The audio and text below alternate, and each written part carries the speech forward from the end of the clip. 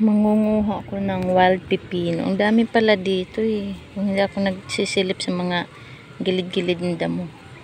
Ayan o, hinog na yata ito eh. Kasi maano na yun.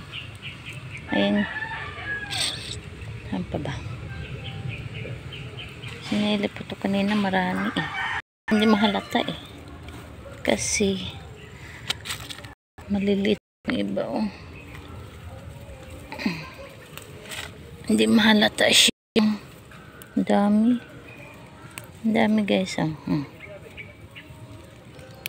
Nakakatulong na itong nguya-nguya eh. Lalo na pag may suka. Kaso lang dito ako sa galaan eh. Papakin ko na lang itong walang suka. Ang dami pala. Kala ko sa bundok na ako makakita nito eh. Dito rin pala sa mga tabi-tabi. Eh, laglag na tuloy. Yun oh. Bubulis ako muna. Wala akong lagayan. Nalaglag yung isa. Sana yun. Marami siyang bunga guys.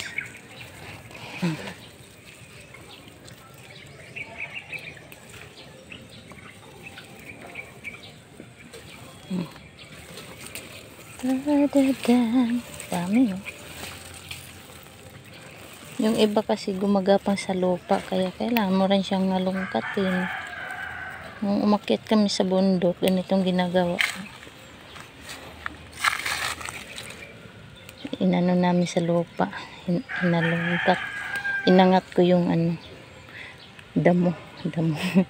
Wild pipino. Ito oh, hinog na to. Pag ganitong kulay o dark, hinog na siya. Alright. Ito, kailangan kong halungkat ito. Ingat pala. Ayan. Kailangan natin siyang iangat para makikita natin ang bunga niya. Ayan.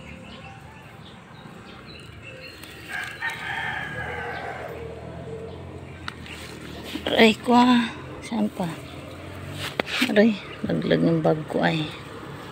Wait. Yan pa oh.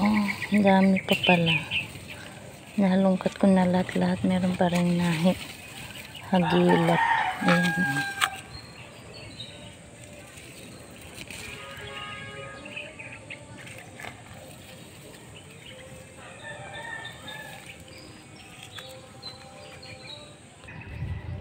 Ayan na guys.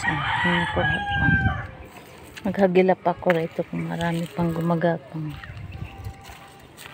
So akala ko nasa bundok lang ito eh. Dito lang din pala sa mga talahiban.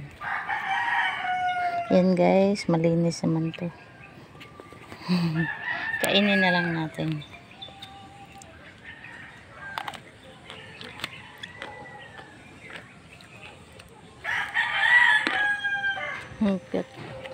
Harap to pag may suka. Itong wild pipino.